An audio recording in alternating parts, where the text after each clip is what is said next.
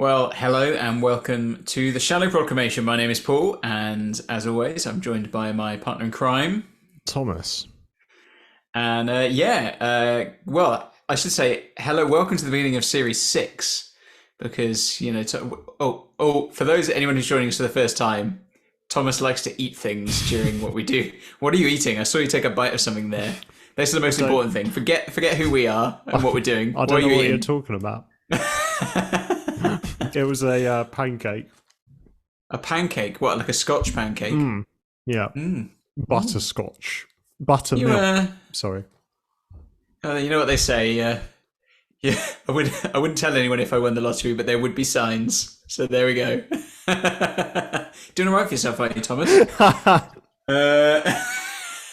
Mr. Scotch pancake over there.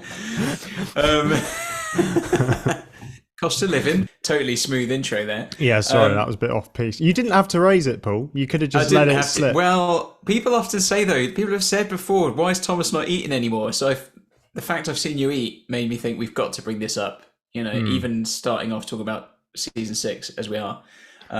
For those of you that's just joined us, we are the Shallow Proclamation. We're Paul and Thomas. We're watching through every part of Doctor Who media from 1963 onwards, or as much as we can, until we catch up with the modern day, or we lose the will to live. And we've done 5 series already. If you've not seen those videos, do go back and check them out. There's a lot of good stuff in there, a lot of good fun. And yeah, we're about to start Season 6, our 3rd season of Patrick Troughton. Well, I should say that I have a strong feeling about this one. Thomas has not seen these things. Has not seen the classic era. I've seen pretty much all of it before, so we're kind of got that bit of dynamic going on. As always, guys, do chuck comments down below. We love to have your comments on the videos, letting us know what you think of the stories, and often answering our own questions that we ask and bits of trivia that you chuck in. Also, do subscribe to the channel if you haven't already. We're amazed. We've got over 1,000 subscribers, which is amazing to have you guys with us. Thank you so much for that. And if you haven't already, there's a link in our video description to join our Discord community. It's a free community for people to just come and chat about Doctor Who, amongst other things. And there's a lot of good fun on there. We have a good laugh, and we're nearing the 60th anniversary at the moment. So there's lots of talk about new and exciting things that might be coming up in the future going on at the moment. So come and join us there if you haven't already. Yes, so we're about to kick off. So Thomas, the first story we're watching now is The Dominators. The writer, we'll come to this in a moment, Norman Ashby, directed by Maurice Barry. Maurice Barry, I believe, also directed Tomb of the Cybermen. I think this is the only story he directed that doesn't feature Cybermen. Oh, really? Just a bit of a spoiler there. Sorry, no Cybermen in this one. It was originally a 6-part story, but it got cut down to a 5-part one. And yeah, to do with the writing, it says here that Derek Sherwin heavily rewrote the script with Terence Dix because he felt that Mervyn Haseman and Henry Lincoln scripts had too many satirical elements at the expense of incident, and requested changes which the writers were reluctant to make. Peter Bryant informed the writers they would not be required to provide the final episode or they'd be paid. So they now wanted to be credited on the serial. So the name Norman Ashby is actually a pseudonym after their father's-in-law. So this happens a couple of times on Doctor Who where people didn't really want to be associated with their script because someone had rewritten it for them, or there was some kind of grudge. So interesting. We've got a story that's been cut down from 6 to 5. Hopefully that will work in its favour. We often we know what happens in 6-parters. Less is more. Yeah, this was chosen to be shown as part of a Doctor Who weekend in September 1990. And also Patrick Troughton requested a showing of this at his birthday party shortly before he passed away in 1987. So there you go. That's a little interesting bit of trivia for you there. So I'm kind of keen to get into it and see where it lands, really. You know how the Daleks say exterminate? Do the Dominators say dominate? Dominatis Requiem. Oh, this is cool. The island of death. Uninhabited for 170 years. Nothing can live on this poisonous planet. You get EasyJet flight there. Yeah. So interesting outfits here. Permanent Like when you tie your curtains up. Is it? Well, yes, of course it is. You're actually here. Are we? You could be throwing up old pictures. Is on your it? piano, couldn't you? Are we? Nothing to show that it is. Really? Interesting concept, an atomic island. Yeah, and look at that control panel. He just kind of waved his hand above it. That was quite cool.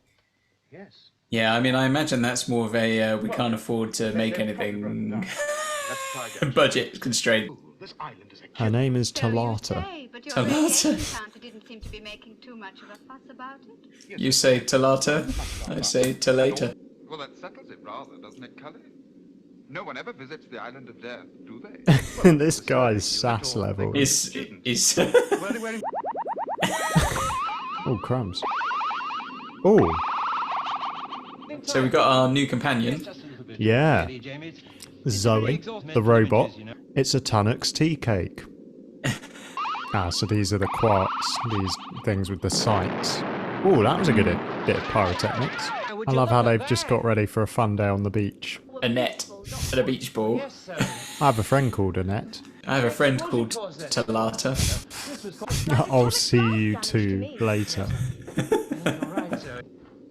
That is a good bit of production design, isn't it? Look at that door. Nice creak added there in post. It's a mould used for making Toblerones. Beekeepers.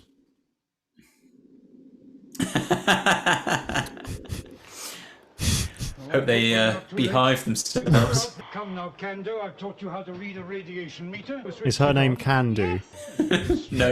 No can do. I've been told she has quite a can-do attitude. I think her name was Callan, wasn't it? I don't know. Paul, I have to say, I don't know if this is the mood I'm in at the moment, but I'm struggling to take this episode seriously so far. Yeah, it's a little bit off the wall, isn't it? Perhaps my pupil Kando should explain. Let's see how much you remember. It is can-do. Oh, it is can do, yeah. This to be a weird thing to show at your birthday party, wouldn't it? Right, guys, it's my birthday. You're all going to sit down and watch this. The web planet. Dad, not the one with can-do. No, but watch it. You're going to sit down and you're going to be bloody grateful. Oh, Thomas. Yeah. Apparently the new Doctor Who theme tune has been released. Oh, should we listen to that as soon as this is done? Yes. Is it Murray Gold or is it someone else? Presumably, yeah. Oh, breaking news. You've got your phone is Breaking news. Breaking Doctor Who news.